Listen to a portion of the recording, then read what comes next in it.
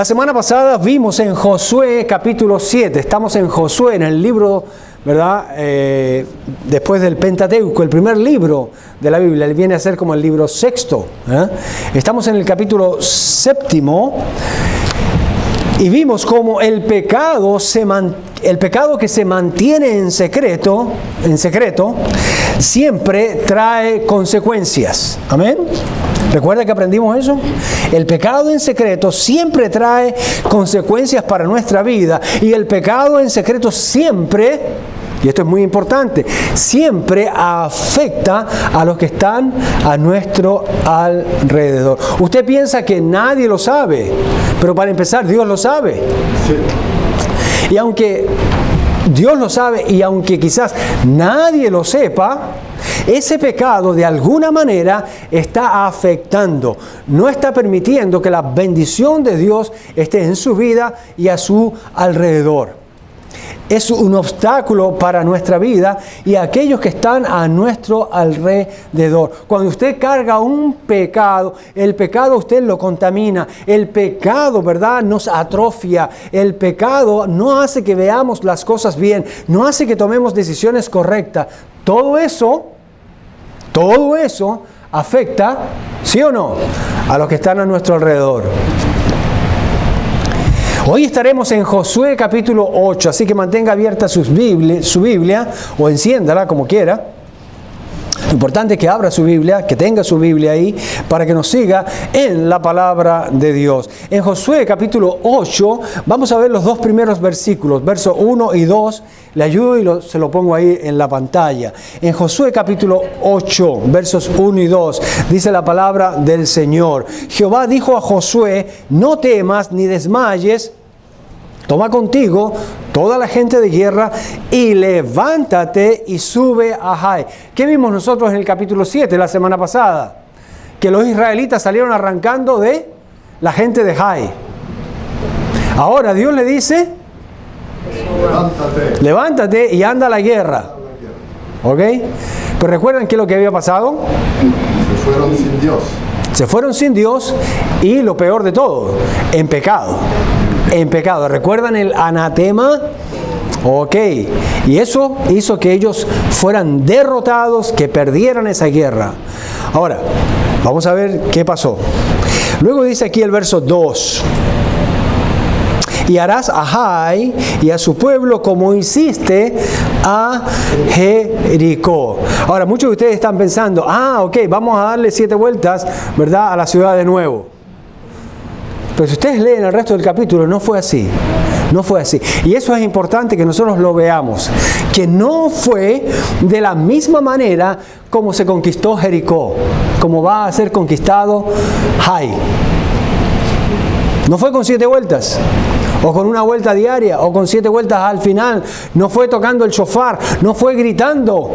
Fue de una manera totalmente diferente. Diga, fue diferente. Muy importante. Y harás a Jai y a su rey como hiciste a Jericó y a su rey. Solo que sus despojos y sus bestias tomaréis para vosotros. ¿Recuerdan la vez pasada? Les prohibió coger eso. Ahora le dice que lo pueden coger. Sí. Pondrás pues, ojo, pestaña y ceja aquí, dice: pondrás pues emboscadas a la ciudad detrás de ella. En otras palabras, escóndanse. Con Jericó fue que los vean, y acá fue: escóndanse, poniendo emboscadas a la ciudad detrás de ella. El Señor bendiga su palabra, hermano, y permita que aprendamos una enseñanza clave, profunda en nuestra vida con respecto a esto. Lo que Dios está diciendo aquí es: no se preocupen. El pecado del anatema en el capítulo 7 ya ha sido resuelto, ya fue castigado, ya hubo juicio, ya el que estaba con el problema pues desapareció, él, su familia y sus descendientes, y pues todo ha sido restaurado, ha sido ya resuelto. Así como les di la victoria en Jericó, ahora les voy a dar la victoria en Jai. Hermanos, el mismo Dios, escuche bien, el mismo Dios que nos da victoria en nuestras vidas es el mismo Dios que nos corrige según lo necesitamos. Déjeme hacerle esta pregunta. ¿Cuántos de ustedes creen que Dios puede corregirnos? Ahora, cuando yo digo corregirnos, no es que, así no se escribe con B de vaca, sino con B de burro. No estamos hablando de ese tipo de corrección. ¿No? Estamos hablando de este tipo de corrección. ¿No? De ay, ay, ay. De ay, ay, ay. Estamos hablando del galletazo de Dios, como dicen los cubanos. Estamos hablando de como dicen en el sur, ¿verdad? En Argentina y en Chile dicen la chalchetada. O una cachetada, que también es lo mismo, ¿verdad? Ponerte la mano encima, en otras palabras. Exacto. Ahora, ¿cuántos de ustedes creen que Dios puede hacer eso? Que Dios te puede poner la mano encima. ¿A cuántos Dios le ha puesto la mano encima alguna vez? Puchica, a mí me la ha puesto algunas veces. ¿Verdad? Así que cuando decimos que Dios es amor, también tenemos que recordar que Dios nos puede poner la mano encima. Y de hecho, tanto en el Antiguo Testamento como en el Nuevo Testamento y en nuestra época, hermanos, Dios sigue poniendo la mano encima sobre quien Él quiera para corregirlo, para frenarlo, para impedirlo, para salvarlo en muchos casos. Para salvarlo en muchos casos. Y de la misma manera es el mismo Dios que nos rescata de nuestras derrotas. No tenemos tiempo, hermanos, para entrar en los detalles de todo el capítulo 8, pero quiero asignarles esta tarea. Cuando vayan a su casa, quiero que por favor hagan un dibujito de cómo fue la emboscada que el pueblo de Israel le hizo al pueblo de Jai. ¿No? Van a necesitar como 6 líneas más o menos. Traten de imaginárselo, ¿verdad? Para que entiendan un poco mejor. Pero esta mañana, por causa del tiempo, no vamos a poder entrar en todos los detalles, ¿eh? Pero lo que les digo es esto. Las estrategias, escuche bien, las estrategias de Dios pueden cambiar.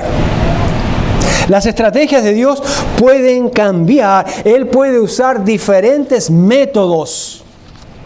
Aquí vemos que Dios les manda a hacer algo diferente. Miren por favor en el verso 2, la tercera parte, la parte C que llamaríamos. Dice, pondrás pues emboscadas a la ciudad detrás de ella.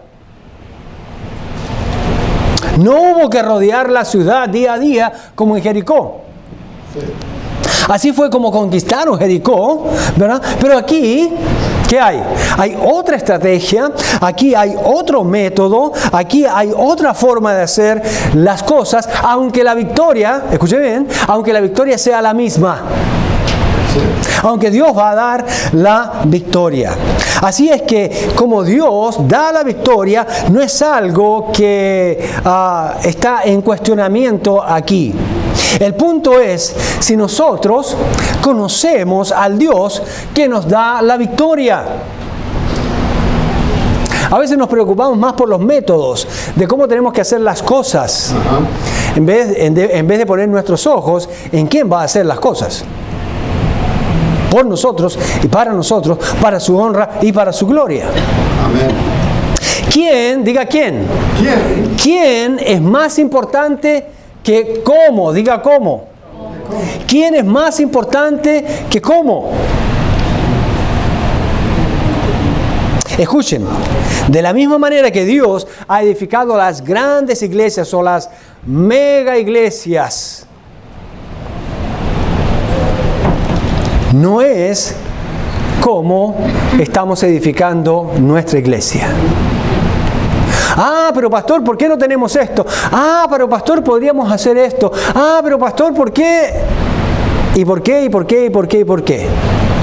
Y empezamos a caer en el pecado de la comparación.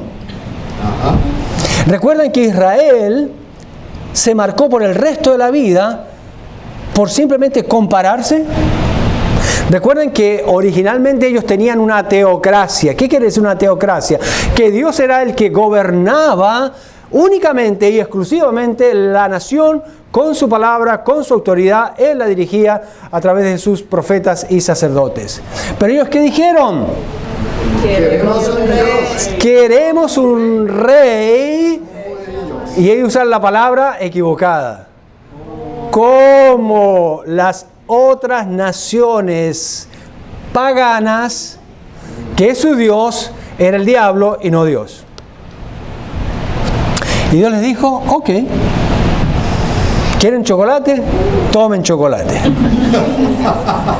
Y hasta el día de hoy están tomando chocolate. Miren lo que le ha costado, cómo el territorio de Israel ha sido cercenado porque los hombres, reyes, presidentes, han estado gobernando a la nación. Eso es. Y cada vez el territorio es cercenado, cada vez pierden más tierra. Pero no fue así originalmente. Cuando Dios estaba a cargo, más bien era al revés. Iban ganando terreno, iban de conquista en conquista. ¿Y sabe qué? Eso es una figura espiritual para nuestra vida.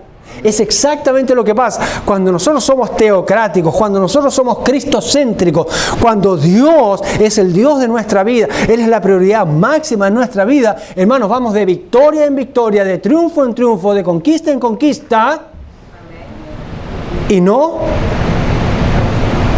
como el que va para atrás. El cangrejito, ¿recuerda? Y hay muchos cristianos cangrejos. ¿Sabe lo que es un cangrejo? ¿Qué es? A ver, los que saben inglés, alguien me traduzca. Un crab. The crabs. Un cangrejo, ¿verdad? Cuando un cangrejo usted se le acerca, le levanta las tenazas, pero ¿qué hace? Para atrás. Y así somos nosotros, ¿verdad? Nos sentimos en problemas, alabamos al Señor, pero vamos para atrás. Pero tenemos que ser como Jericó, alabamos al Señor y vamos para adelante, hermano. No para atrás. Perdón si desperté a alguien. Escuchen, yo sé que me están escuchando ahora. Nuestro trabajo es hacer nuestro trabajo. Qué sabio, ¿verdad? Filosofía profunda. Pero es verdad, nuestro trabajo, hermano, es hacer nuestro trabajo compartiendo el Evangelio. No lo que otros han hecho. Nuestro trabajo no es imitar a otras iglesias, a otros ministerios. Como no es su trabajo, ¿verdad? En su familia, en su casa, imitar otros hogares. Pero usted dice, no, pero lo bueno, ¿sabe qué? Aún lo bueno puede ser un problema. Porque su esposo pueden estar pensando, pero bueno, tú estás imitando y no está saliendo nada de tu corazón. Las hermanas me entendieron, ¿verdad? Les vi la cara. Y con Dios es exactamente lo mismo. Cuando empezamos a imitar, cuando empezamos a copiar, ¿dónde está el chiste, pues? ¿Dónde está el esfuerzo? ¿Dónde está la creatividad? ¿Dónde está el derramamiento de nuestro corazón? ¿Dónde está nuestra apertura de mente y de voluntad y corazón para hacer la voluntad de Dios, lo que Él quiere hacer en nuestra vida, como Él quiere hacerlo, a su manera, cuando Él quiera, con quien quiera, etcétera, etcétera, etcétera, etcétera, etcétera? Amén. ¿Alguien me dijo amén? Solo hermano. Amén. Yo le voy a comprar unos pomponcitos al hermano porque es increíble. Unos 10 para ayudar. Muchas iglesias dicen, tenemos este programa que hace tal cosa. Y se lo traen así enlatado. Tómeselo. Y se lo toman y no pasa nada. Se indigestan. Hay fracaso, hay problemas. Algunos terminan confiando en eso y insisten y le dan. No, pero es que a la otra le dio resultado. Algún día nos tiene que dar resultado a nosotros. Y ese un día no llega nunca. No llega nunca.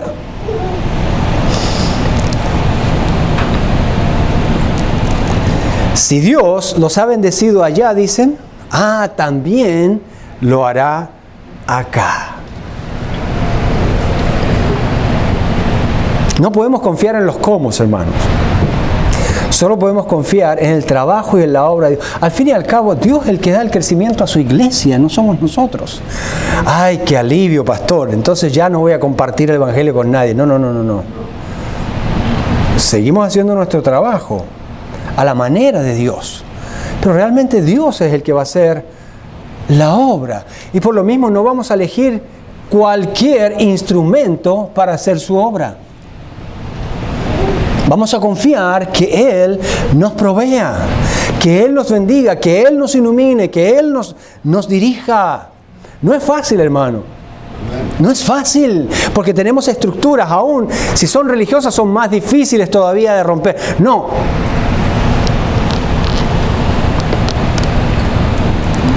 Pero no necesariamente pudiera ser como no pudiera ser si usamos algo de otra iglesia. Así es que mejor estemos abiertos a lo que Dios quiere hacer. Y les aseguro que Él hará algo diferente aquí. Así que, hermanos, dejemos que Dios sea Dios y no nos preocupemos, ¿verdad?, por cualquier método nuevo que Dios quiera usar. Por si acaso, las 8 palabras en las que más fallan las iglesias son: nunca lo hemos hecho antes de esa manera. Lo hemos hecho antes de esa manera. Así que hagámoslo, intentémoslo. Pero cuando Dios nos da una forma diferente de hacerlo, nos paralizamos, tenemos miedo. ¿Y ahora qué? ¿Y cómo va a pasar? ¿Y cómo lo vamos a hacer? ¿Y de dónde vamos a sacar los recursos? Y es que cuando Dios muestra algo diferente, hermanos, Él va a proveer para que eso suceda. Para que eso pase. Dios no le va a decir a usted que vaya a la China sin proveer el pasaje. Aunque usted no tiene ni un centavo, Dios va a proveer. Si Él dijo que vaya. Y si va y Dios no lo envió, créame, ¿qué va a pasar? Vas a sufrir demasiado. Sí, y te va a faltar. Exactamente. Y entonces ahí va a venir la mano de Dios y te va a venir el ayayay.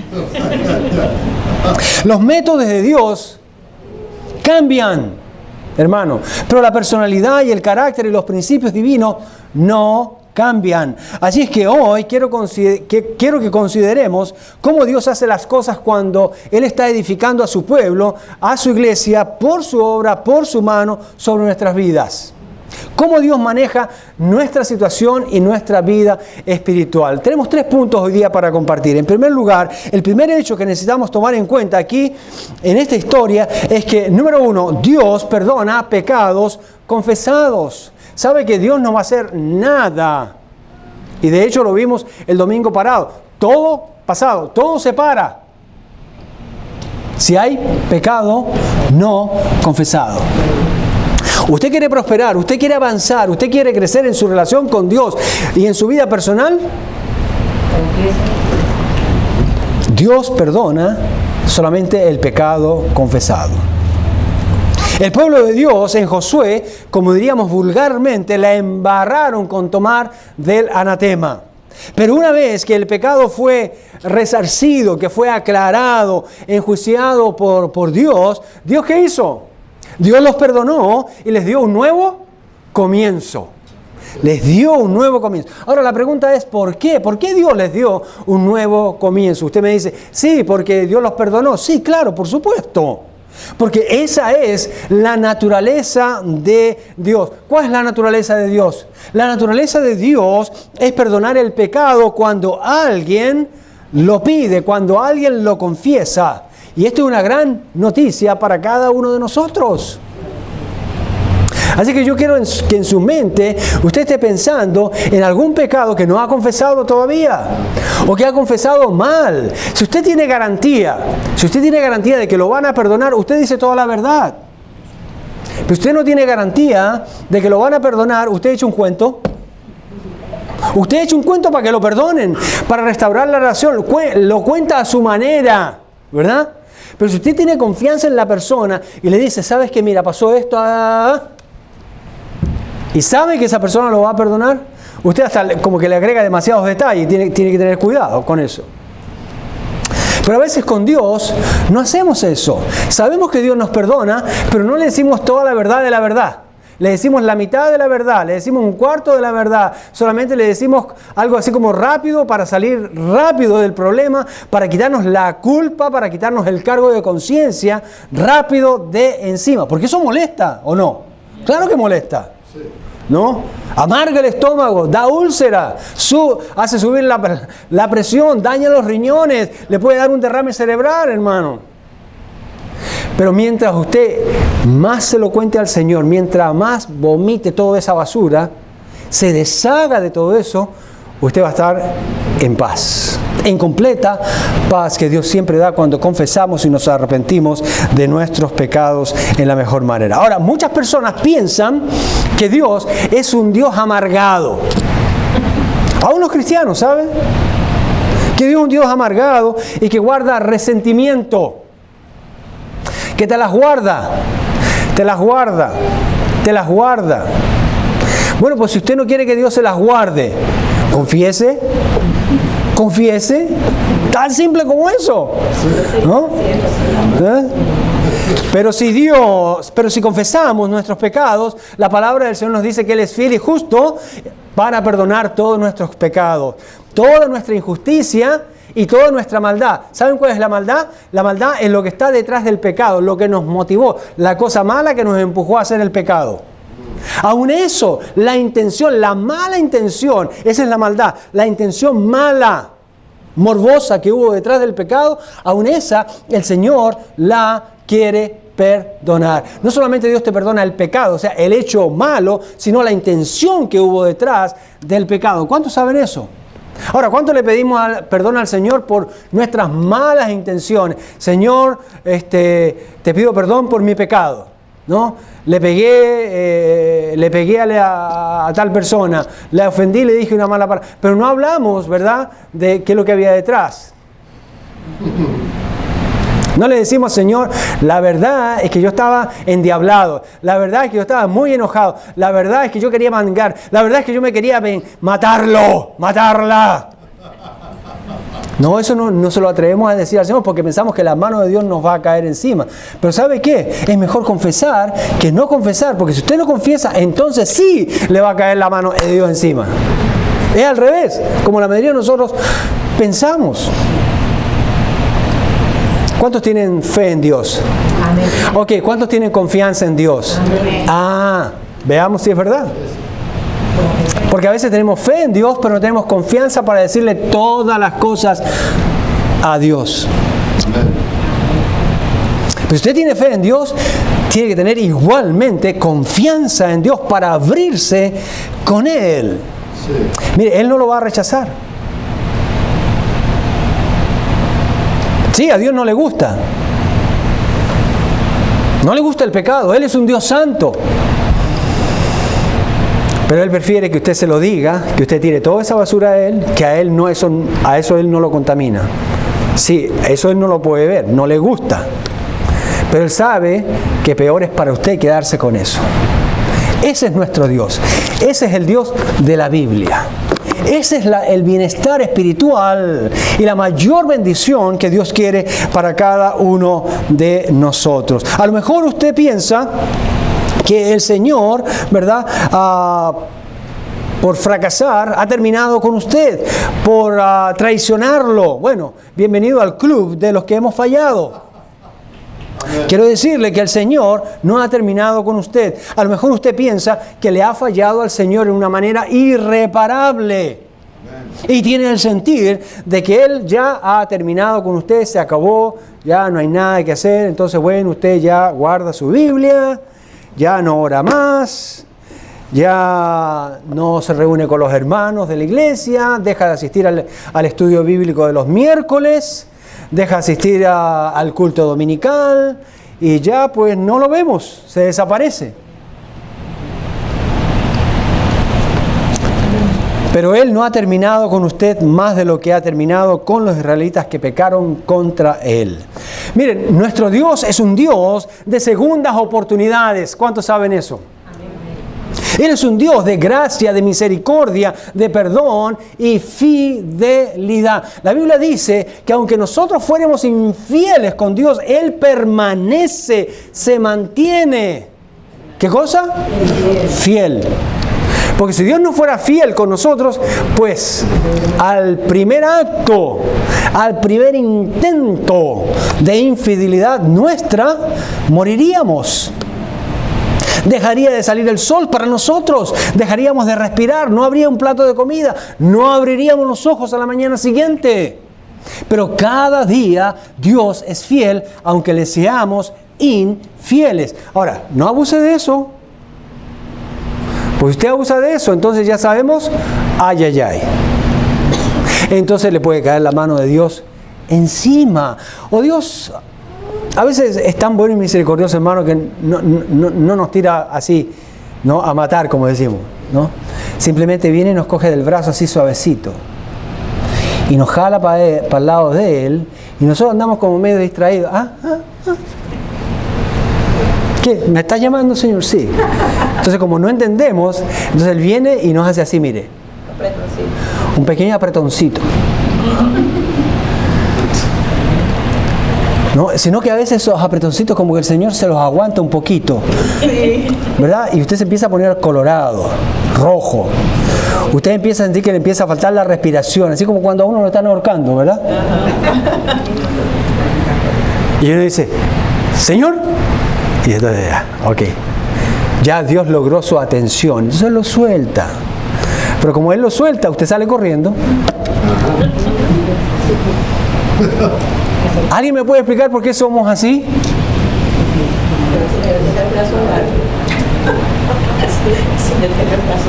Así es. Pero Dios tiene un brazo largo. Así es. Él dice, ahora que los he perdonado, quiero que vayan, diciéndole al pueblo de Israel, quiero que vayan a la siguiente batalla y yo haré que venzan.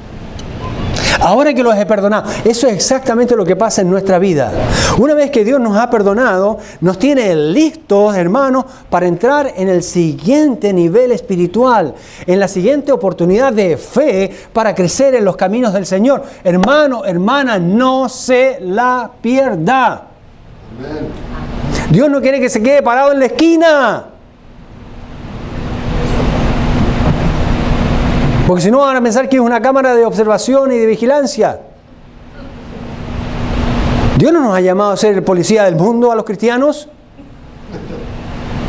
Nos ha llamado a caminar en su reino cada día y avanzar para la gloria de su nombre. ¿Cuántos saben eso? Esto es quien es Dios. Y además recuerde esto, que los fracasos no son fatales. Los fracasos no son fatales. Mientras Dios esté en el cielo y usted esté viva, por favor, no tire la toalla. No renuncie. No pierda la esperanza. Sea como los israelitas, que Dios les dijo, olviden su éxito anterior en Jericó y que fallaron en Jai. Hay una tierra por conquistar, les daré otra oportunidad. Amén. Dios le dio otra oportunidad a Sansón. Sí. Sansón no solamente pecó una vez. ¿Con quién pecó? Con esta chica alegrona, ¿cómo se llama? Dalila.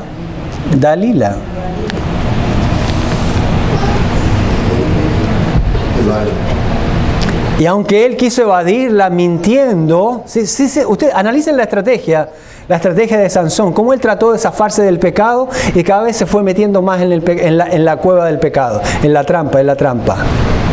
Por eso, hermano, cuando usted quiere decirle al pecado no, dígale de frente no. No le diga, no, ahora no.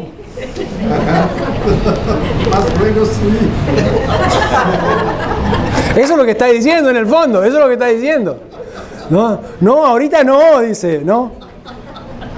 Espera que se vayan. Sin querer queriendo. No, no, no, no. Mire, en este asunto uno tiene que ser vertical. Su sí tiene que ser sí y su no tiene que ser no. Pues si no le va a pasar como Sansón. No importa cuánta fuerza, aún, escúcheme bien, aún de Dios usted tenga, usted va a caer. Sí. Porque usted puede tener el Espíritu Santo, puede tener a Cristo en su corazón, se puede saber la Biblia de memoria, tiene todo para vencer. Pero si usted no es vertical, no es claro, su sí no es sí, su no no es no, usted le va a pasar lo mismo que a Sansón. Eso es. Con el dedo pequeño ella, y con sus rueguitos y con sus lloriqueos, se lo va a comer vivo. Le van a sacar, como dice la Biblia dice esto, literalmente le van a sacar Los ojos. los ojos. Eso fue lo que le pasó a Sansón. Le sacaron los ojos por gil y pecador, por no pararse firme en el llamado y en la bendición de Dios. Los comentarios me lo hacen después, hermano. Yo voy a estar aquí como que discutiendo, no se ponen de acuerdo en la historia. Después del culto, hermano, sígame aquí.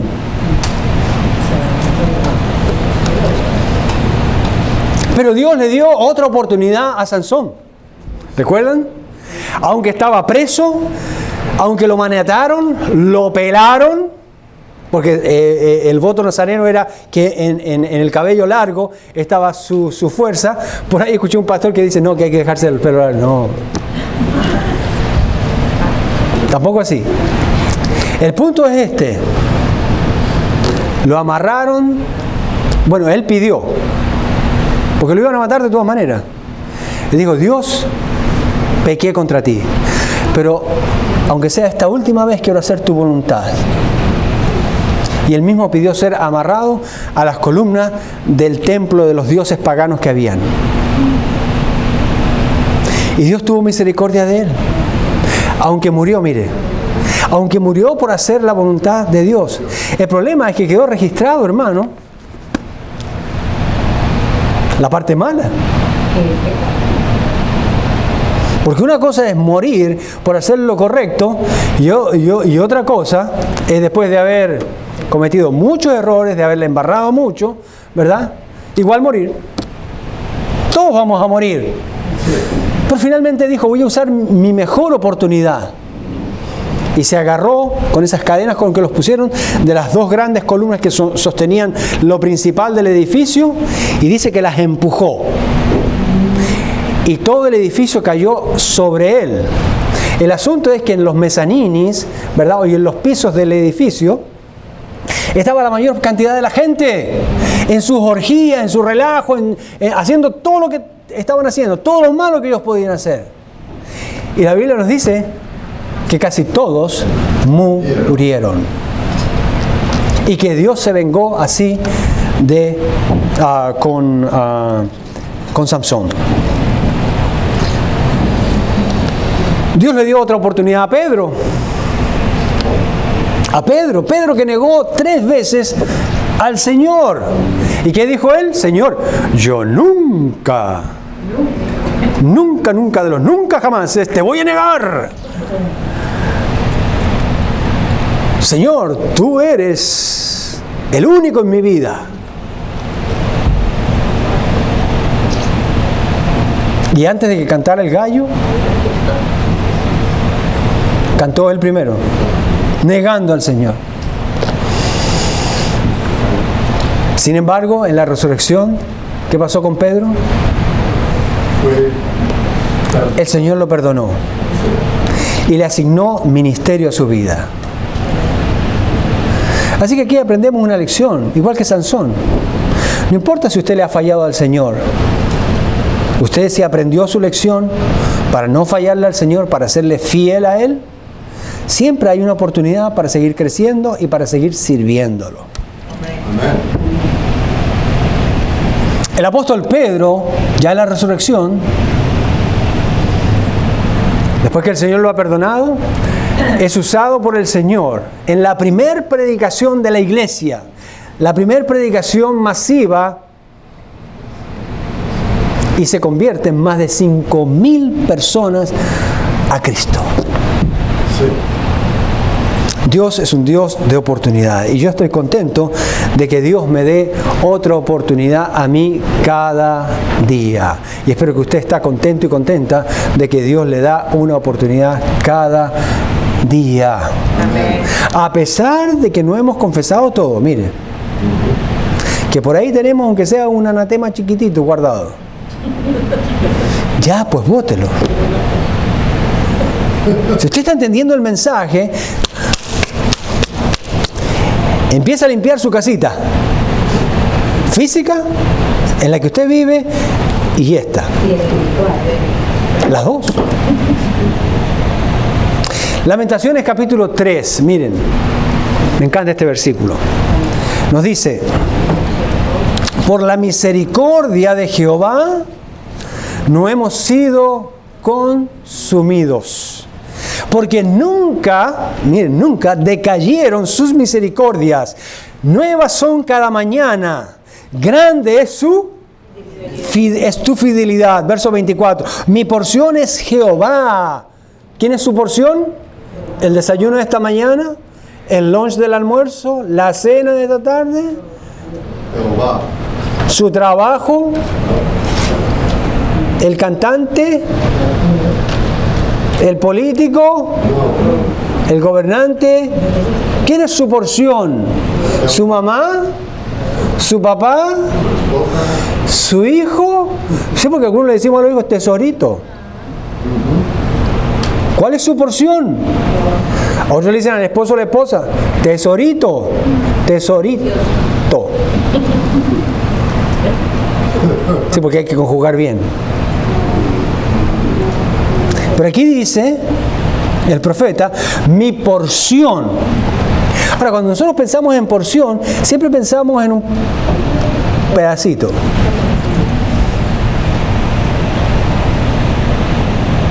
Es Jehová, dijo mi alma, por tanto, en él esperaré. Dios perdona pecados confesados, mis hermanos. Nunca, nunca, nunca olvide eso. De eso depende que usted con claridad vea la nueva oportunidad que Dios le puede dar. De eso depende el compromiso y la lealtad que de ahí en adelante usted le puede dar al Señor. De eso depende la siguiente victoria para usted. De lo contrario, nos encontraremos como los israelitas al enfrentar la primera vez a los de Jai, una pared infranqueable y arrancando de ellos. ¿Por qué? Número 2, porque Dios penaliza los pecados no confesados. Dios penaliza los pecados no confesados. Quiero que se den cuenta qué es lo que ha pasado en la ciudad de Jai.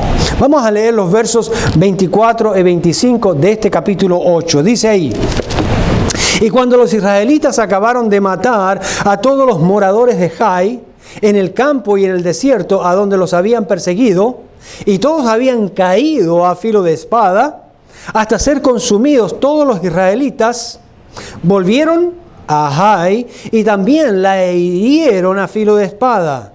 Verso 25. Y el número de los que cayeron aquel día, hombres y mujeres, fue de 12,000, todos los de Jai.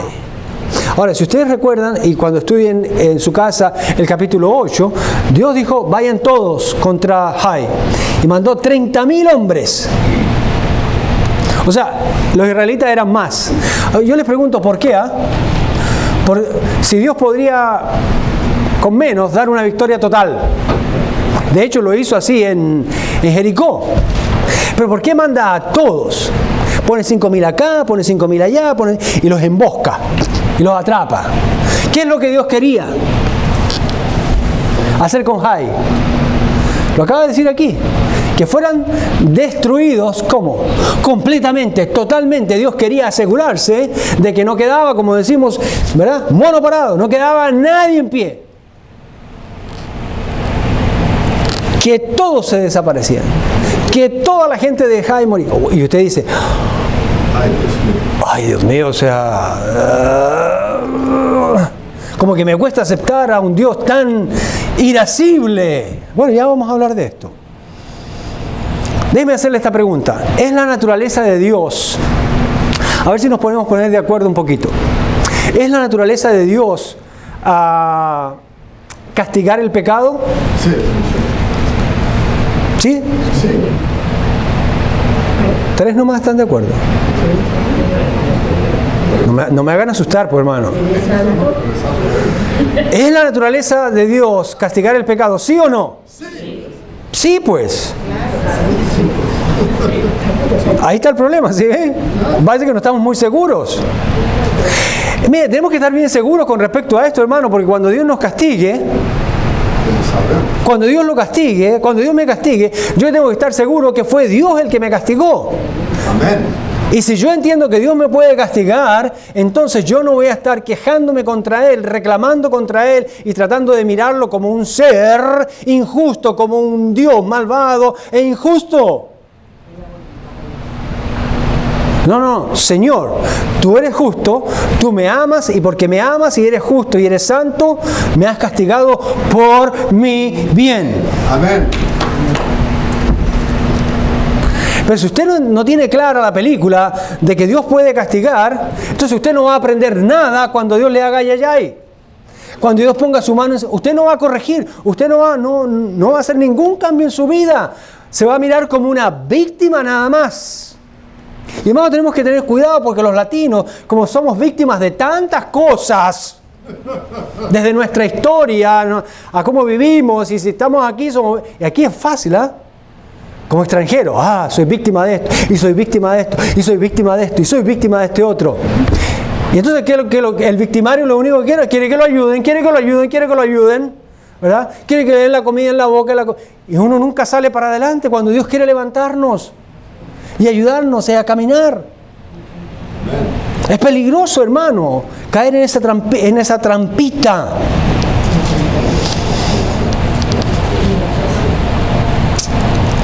Miren, cuando nosotros decimos que Dios puede castigar el pecado, y esa es la naturaleza de Dios, castigar el pecado,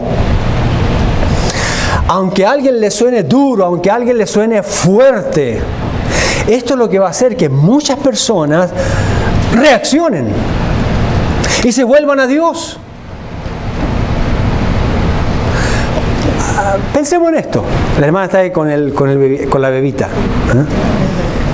Hermana, cuando la niña se porta mal, ¿verdad? Le da esas rabietas incontrolables. Usted le dice, amorcito, no, cálmate por favor, que me da dolor de cabeza. ¿Qué hace usted, hermana? Le da, ¿verdad? Bueno. Pero usted no va con tono amoroso, ¿verdad? Usted hace lo que tiene que hacer, conforme a lo que se merece. No va pidiendo disculpas. ¿Y ustedes creen que Dios nos va a pedir disculpas cuando nos castiga?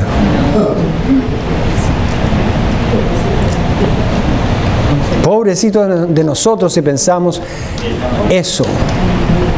Pero Dios nos va a dar su castigo, su azote, su disciplina, para que nosotros podamos reaccionar. Y esa disciplina, ese azote, ese castigo, tiene que tener tal intensidad, tiene que ser apropiada. Y no es igual para todos, hermano. Amén. Cuando Dios me castiga a mí, no es como lo castiga usted. A veces Dios a usted le da un pequeño peñiscón. A mí Dios me tiene que dar su patadita. O su patadota de vez en cuando. A algunos Dios le tira la oreja. A otros Dios los tiene que agarrar del pelo. A otros Dios viene y los tumba así de cabeza. ¿Verdad? Y que coman polvo. A unos Dios les quita todo. Pero Dios le da a uno con aquello que realmente en intensidad, voy a decir dureza, puede reaccionar. No todos reaccionamos igual. Si confesamos nuestros pecados, La Biblia nos dice que Él es fiel y justo para mostrarnos su gracia y perdonar nuestros pecados. Pero si no confesamos nuestros pecados de la misma manera, escuche bien, porque es fácil decir, Señor, si yo te confieso, tú eres fiel y justo para perdonarme mis pecados. Pero hermano, si usted no confiesa, es lo mismo. Dios no cambia. Él es fiel y justo para no perdonar mi pecado y castigarme de acuerdo a mi pecado. Sí. Esto no hay cómo rebajarlo. No hay cómo rebajarlo. La gente de Jai eran terribles pecadores sin arrepentimiento de lo malo que hacían. Estaban pensando todo el día en hacer lo malo. Ya le voy a decir de dónde sacamos esta información. No tenían ninguna intención en detenerse o apartarse de su maldad. Y permítame aclarar algo aquí. Yo sé que predicamos duro con respecto al pecado. Pero cuando algunos predican acerca de la ira de Dios, diga ira de Dios, le rompen el corazón a la gente. Predican la ira de Dios, el infierno y la condenación, despotricando, delinando y gritando y mandando a todo el mundo al infierno sin ninguna esperanza. ¿Ese es el Evangelio? No. Entonces la gente toma una idea equivocada, ¿verdad?, en cuanto a Dios y piensa que Dios es así en vez de pensar de que Él es santo. Pero hay otros que predican solo un Dios, el otro lado, predican solo un Dios que es amor y bondad. ¿Y qué tenemos si predicamos solamente a un Dios amoroso y bondadoso? Bueno, vamos a tener un viejo bonachón, tolerante y que nunca nos castiga. Y que podemos decirle lo que sea, reclamar y demandar de él lo que sea. Equivocado, terriblemente equivocado. Ahí no hay ningún temor de Dios. Eso es. Amén.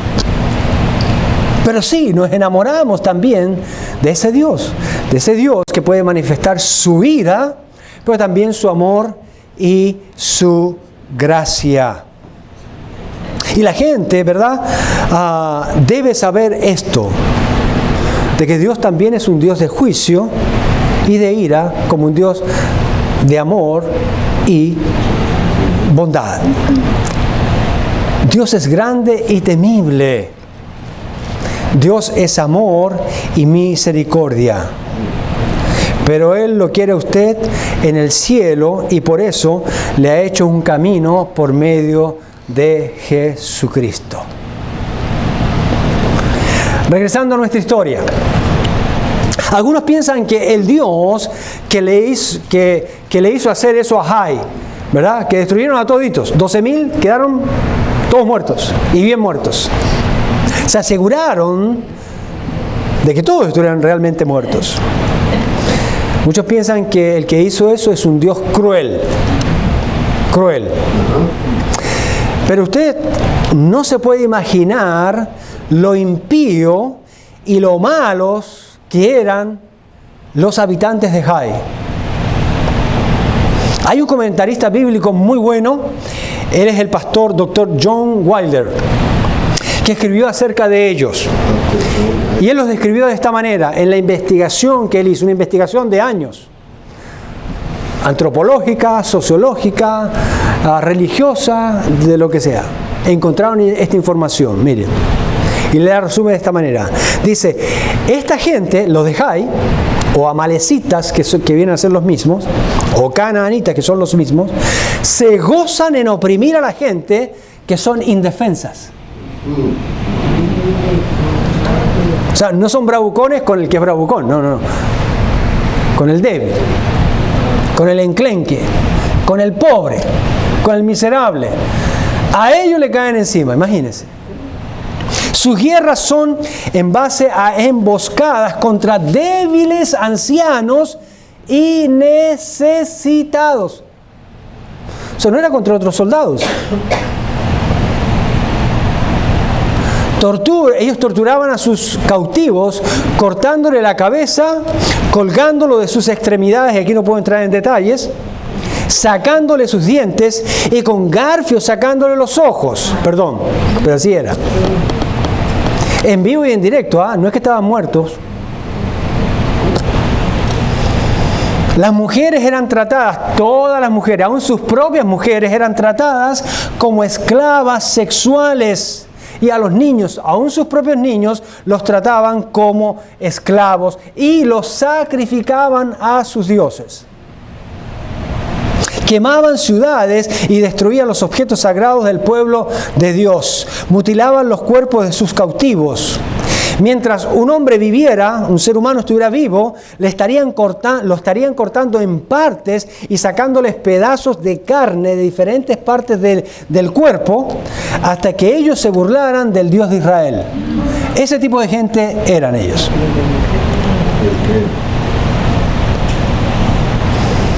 ¿Se parece a algo? ¿O a alguien? ¿Algún grupo? Se parece, muy parecido, ¿no? Y no vamos a decir quién. El libro de Deuteronomio nos dice que ellos cometieron toda clase de abominaciones. Dios les dio mucho tiempo para arrepentirse, pero no lo hicieron. Esa fue su decisión. Y el juicio vino contra ellos por medio de Israel. Todas nuestras decisiones, mis queridos hermanos, tienen consecuencias de las cuales somos responsables. Si confesamos un pecado, van a haber buenas confesiones. Si guardamos un pecado, somos responsables de las consecuencias de que trae eso. Y esto nos lleva al tercer punto. Miren, esto de la decisión, esto de elegir, de nuestras decisiones responsables. Dios permite el libre albedrío. Y aquí hay algo de esto, en lo que pasó con esta gente. Esta gente pensaba que ellos tenían libre albedrío y que podían hacer lo que les daba la gana. Y que no iba a pasar nada. Mira, aunque usted y yo tengamos libre albedrío y podamos tomar la decisión que nosotros querramos, recuerde, siempre hay consecuencias. Y siempre somos responsables por la decisión o decisiones que tomemos. Miren, este tema del libre albedrío, mis queridos hermanos, ha sido un punto de contienda y controversial aún dentro del cristianismo desde sus comienzos. Pero es la verdad. Dios deja al hombre elegir. Eso fue lo que pasó con Adán y Eva. Adán y Eva. Dios les dejó elegir. Y ellos eligieron darle oído no a Dios, que ya les había hablado, y le dieron oído al diablo. Usted tiene esta decisión y este libre albedrío todos los días. ¿A quién usted va a escuchar? ¿Va a escuchar a Dios? ¿O usted va a escuchar al diablo? ¿O usted va a escuchar al mundo? ¿O va a escucharse a sí mismo? Usted toma la decisión. La decisión es suya. Porque Dios le ha dado libre albedrío. Dios deja, ¿verdad?, que esta verdad pase en cada uno de nosotros. Dios deja al hombre elegir. En otras palabras, Dios permite que el hombre elija, ya sea o no, que él sea perdonado o sea castigado. ¿Y sabe qué? La gente sabe de alguna manera esto. La gente sabe que si busca a Dios, Dios lo va a bendecir. Y la gente sabe, no es que no saben, que si no buscan a Dios, van a tener problemas. Y la gente sabiendo, prefiere tener problemas. Y lo dicen y lo ponen de esta manera. Bueno, pues, yo sé que finalmente voy a tener problemas. Pero antes de que estos problemas, o durante estos problemas, pues yo me voy a gozar.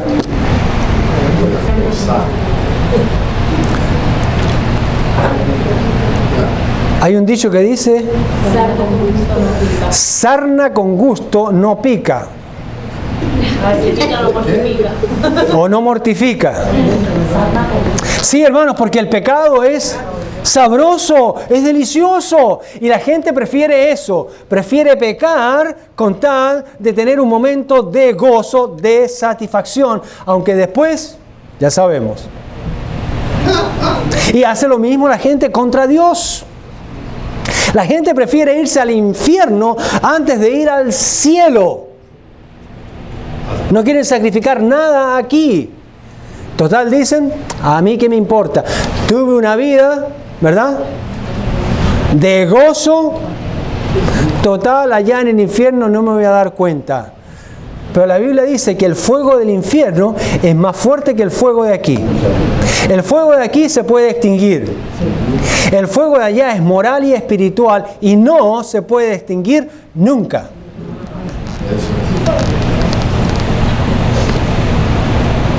Un hombre puede personalmente decidir ser o elegir ser bendecido y una persona puede elegir ser maldecida. Vivir en maldición, en la maldición del pecado. La decisión es suya y aunque usted no lo crea, esto es un regalo de Dios. La gente de Jai eligió pelear. Esa fue su decisión. Esa fue su decisión. Ellos sabían que los israelitas habían conquistado, Dios les había dado la victoria en Jericó y que se habían caído los muros milagrosamente. Y ni siquiera así, ellos eligieron rendirse, decidieron pelear. ¿Qué tal? Se parece mucho. Y no miren a nadie. ¿Verdad? Pero yo te dije. Sí, claro. ¿De qué sirvió haberle dicho? ¿De qué sirvió haber sabido? Por eso la palabra nos dice bien claramente que no tenemos que ser tan solamente oidores, sino hacedores de la palabra de Dios. Porque ahí es donde se evita el problema. Usted puede saber mucho, como Sansón. No hacer nada con eso. Y a la hora de la hora, con el dedo chico, Dalila se lo comió vivo. Le sacaron los ojos. Ya Dios había tomado la decisión contra ellos de todas maneras. Y aún así, escuchen bien, y aún así podían haber elegido rendirse. Se confiaron. Al haber tenido una derrota mínima contra el pueblo de Dios matando a 36 hebreos. Pues matamos ya un grupito, así que podemos matar al resto. Pero aún viéndose emboscados, ¿no? Aún viéndose emboscados, que pudieron arrancar. Estudien bien el texto. No se rindieron. Pelearon hasta el último. Y uno dice, qué valientes, sí, qué tontos, qué estúpidos. No usaron su libre albedrío para que Dios tuviera misericordia de ellos. Esto nos hace pensar en que debemos usar ese albedrío bendito de Dios para rendirnos a Él cuando tenemos todo en nuestra contra. Escuche bien. Cuando todo tenemos en nuestra contra, debemos usar el albedrío para rendirnos ante el Señor, porque es el único que puede controlar toda la situación. Él será amplio en perdonar y será misericordioso. Dios sabe que si elegimos mal, nos va a ir mal. Dios sabe que elegimos mal la mayoría de las veces. ¿Cuántos saben eso? La mayoría de las veces elegimos mal. Que somos obstinados y llenos de motivos malos y engañosos. Y aunque nos ha dado el libre albedrío, sabe desde el comienzo de la creación con Adán y Eva que elegiremos mal frente a la tentación y el pecado, frente al orgullo y la rebeldía, frente a la maldad y la codicia o el egoísmo. Elegiremos mal. Así que, ¿qué tengo que hacer entonces yo con mi libre albedrío? ¿Tiene que seguir siendo tan libre como nos imaginamos? O decir, Señor, este libre albedrío, lo único que ha hecho, aunque es un regalo tuyo, por causa del pecado, lo único que hace es crearme más problemas en mi vida. Así que, Señor, este libre albedrío esta libre capacidad, esta libre voluntad que tengo de hacer las cosas, pues la entrego a ti. Amén. Amén. Porque yo me equivoco, porque a mí me salen las cosas mal. En la Biblia vemos que cada vez que Dios estaba en contra de alguien, una familia o un pueblo, era para oponerse a ellos. Diga oponerse. Oponerse a ellos y hacerlos volver a Él. Y vemos que unos se volvieron en arrepentimiento y otros perseveraron en la desobediencia. Por eso la Biblia dice que el pecado de obstinación, diga obstinación, obstinación es terrible. ¿Y sabe cuando nosotros somos más obstinados? Mientras más conscientes somos de nuestro libre albedrío. Cuando nuestro libre albedrío no está a los pies de Cristo, cuando nuestro libre albedrío no está dominado y controlado por el Espíritu Santo, es terrible. Somos obstinados. Nos empeñamos en hacer algo que sabemos que no está bien. Nos cegamos. ¿Dónde está eso en la Biblia? Primera de Samuel, capítulo 15, verso 23. Dice, porque como pecado de adivinación es la rebelión. Y como ídolos e idolatría, ¿qué cosa? Oh my God, OMG.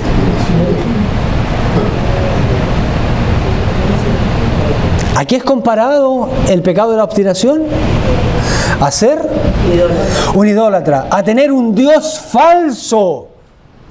¿Y quién es ese Dios falso? ¿Quién es ese Dios falso? ¿Usted misma? Yo mismo. Por eso es comparado a la idolatría. Hacerse caso significa ser obstinado, hacerse caso. Cegarse en hacerse caso, aun cuando usted sabe que está mal. No, yo sé que está mal, pero al final me va a ir bien. Ajá. ¿Le suena parecido eso? ¿Verdad que hemos hecho eso? Qué obstinado que hemos sido, ¿verdad? Le dicen a uno, no lo haga, y uno lo hace.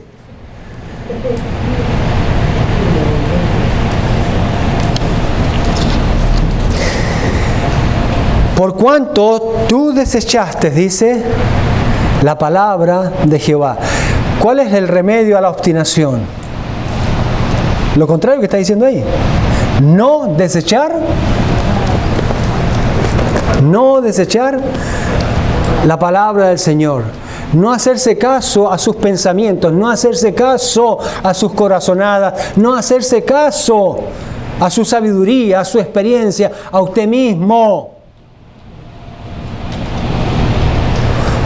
En otras palabras, dejar que Dios nos guíe por el camino, la verdad y la vida, que es su palabra en Cristo Jesús. Por cuanto tú desechaste la palabra de Jehová, Él te ha desechado. ¿Qué pasa cuando uno es obstinado? Dios dice, ok, ¿quieres chocolate? Toma chocolate. ¿Quieres que te vaya mal? Ok, ¿tú sabes más que yo? Ok, tú sabes más que yo.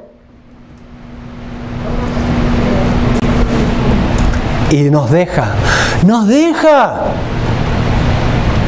¿Pero por qué nos deja? ¿Porque nos quiere dejar?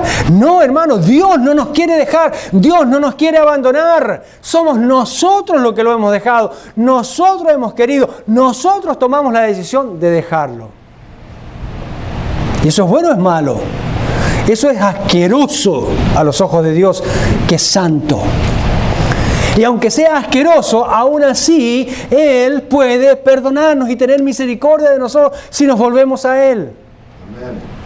Diga, yo quiero volverme a Él. Por cuanto tú desechaste la palabra de Jehová, Él también te ha desechado para que no seas rey. Es bueno no ser rey, hermano. Es bueno ser humillado en nuestro ego. Es bueno que nosotros dejemos de ser el rey. Hay una cancioncita por ahí, ¿no? ¿Cómo es? Yo sigo siendo el rey. Yo sigo siendo el rey.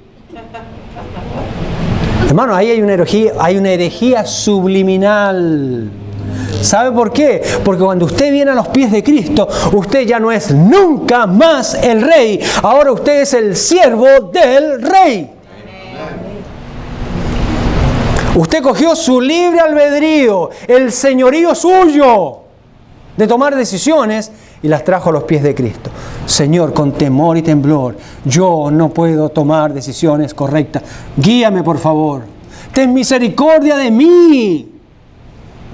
Porque desde mis padres, mis abuelos y 1000 ancestros y 1.000.000 de ancestros hasta Adán y Eva se han equivocado. ¿Acaso yo no me voy a equivocar? Está en los genes, hermano. Es mejor confiar en Dios. Personalmente creo a la luz de las Escrituras que cuando una persona se obstinó en su maldad, esto es algo personal, no dice la Biblia. Yo creo así. Usted no tiene que creerlo. Usted júzguelo. Véanlo en la palabra de Dios. Si encuentra algo mejor, me avisa y me enseña. Yo creo personalmente que cuando una persona se obstinó en su maldad, es que Dios ha endurecido su corazón. Es que Dios ha endurecido su corazón.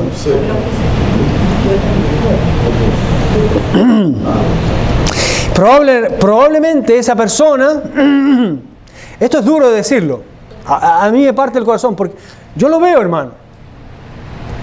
Probablemente esa persona es un vaso de deshonra y no un vaso de honra. ¿Qué dice la Biblia acerca de los vasos de deshonra? ¿Qué van a hacer? ¿Puestos en una vitrina? No. ¿Que van a estar en la mesa del Rey con Jesús en su cena celestial? No. ¿Qué dice? ¿Que esos vasos van a ser? Empieza con D. Destruidos. ¿Dónde? En la condenación, en el infierno.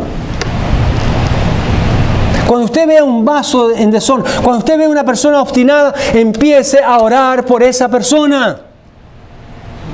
Cuando usted se ponga así como medio vaso de deshonra, cuando yo me ponga así como idiota, espiritualmente hablando, empiece a orar por mí, porque me estoy metiendo en problemas graves que Dios, escúchenme bien, me quiere evitar. Apague el ventilador porque el hermano se me está congelando. O hermana, aquí está más calientito. Siéntese al lado del hermano Jairo, que siempre está calientito.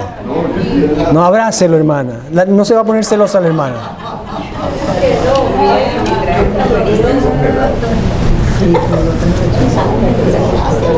Pásele la colchita a la hermana. Sin embargo, siempre, hermanos, aunque esa persona esté obstinada y sea un vaso de deshonra, escúcheme bien, aunque esa persona sea así, sea un vaso de deshonra y destrucción, siempre tendrá la oportunidad y elección, ¿de qué? De arrepentirse. Porque Dios mismo le ha dado y le va a dar esa opción. Como lo hizo conmigo. Amén. Como lo hace con usted. Así que mis queridos hermanos y amigos, ustedes estarán diciendo, pero yo no tengo ni el 1% de la maldad de los de Jai.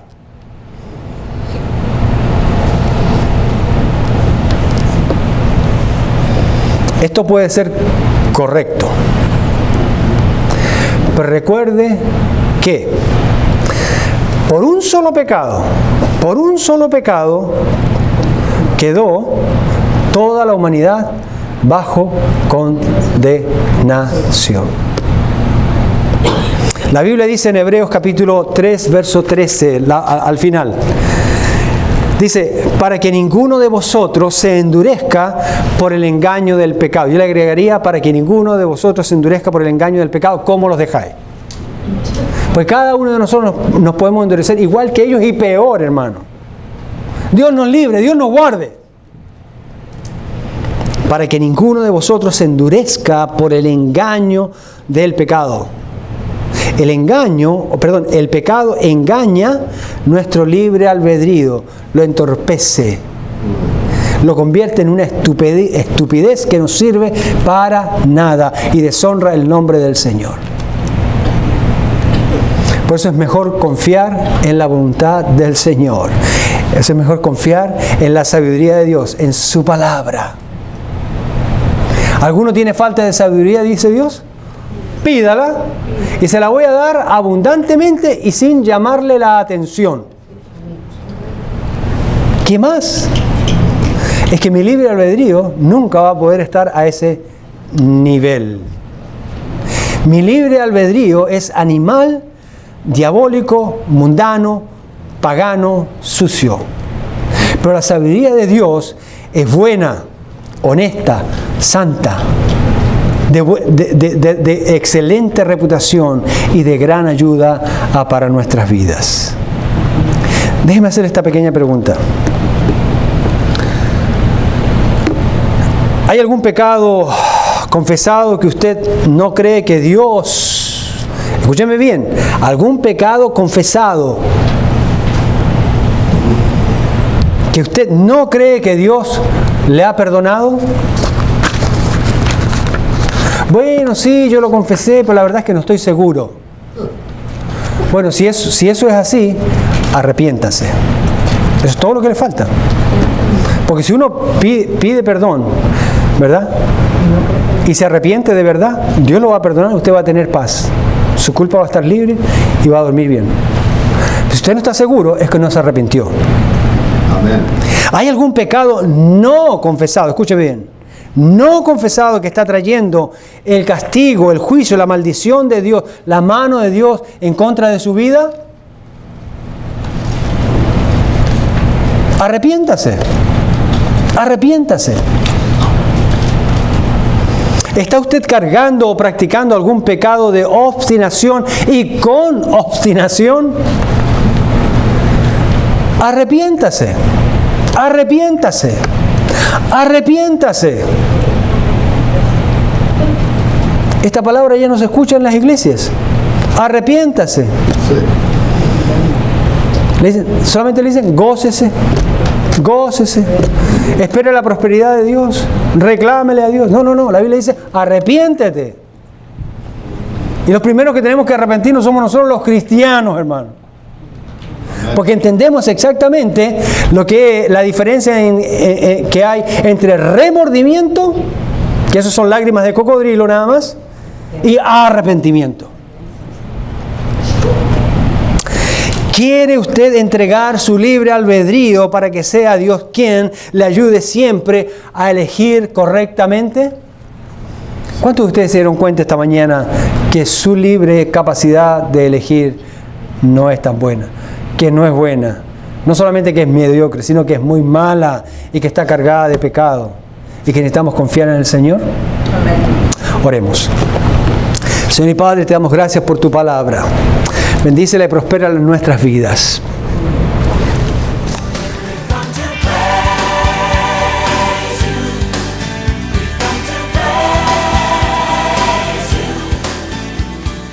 Thank you for joining us today.